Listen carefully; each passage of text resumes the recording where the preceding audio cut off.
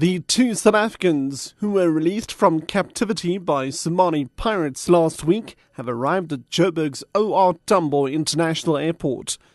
And the ANC says there was nothing controversial in its singing Nkosi Sikelel' iAfrika rather than the full national anthem at the opening of its National Policy Conference in Midrand. I'm Richard Brooks. The two South Africans who were released from captivity by Somali pirates last week have arrived at Joburg's OR Tambo International Airport.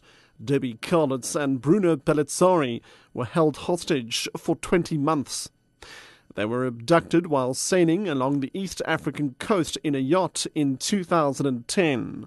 The two were released after what has been described as a joint operation by South Africa, Somalia and Italy. The ANC says there was nothing controversial in its singing Nkosi Sikelel' iAfrika rather than the full national anthem at the opening of its National Policy Conference in Midrand.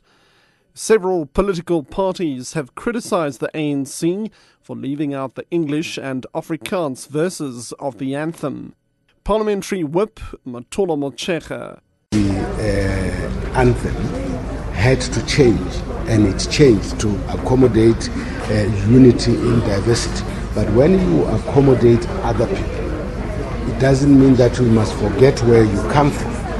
Because if you forget where you come from, you may be tempted unawares to return to where you came from. This is part of a heritage.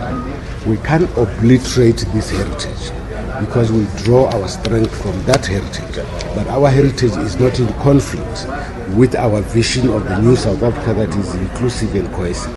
South Africa is failing its children with child homicides more than double the global average.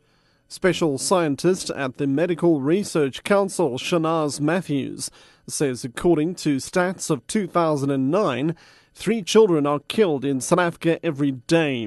She was a presenter at the annual conference of the South African Professional Society on the Abuse of Children in Pretoria. Nearly half of child homicides were due to child abuse and neglect, with 74% among children aged between 0 and 4 years. Matthews says child homicides are underreported. Overall, we are finding a different pattern. What we see is that there are more, in the younger age group 0 to 5, that there are more girls that are dying as a result of overall child homicide. But when we're looking at the older age group, we see that there are more male child homicide deaths. And these are very linked to the interpersonal violence, where it starts mimicking adult male patterns of homicide.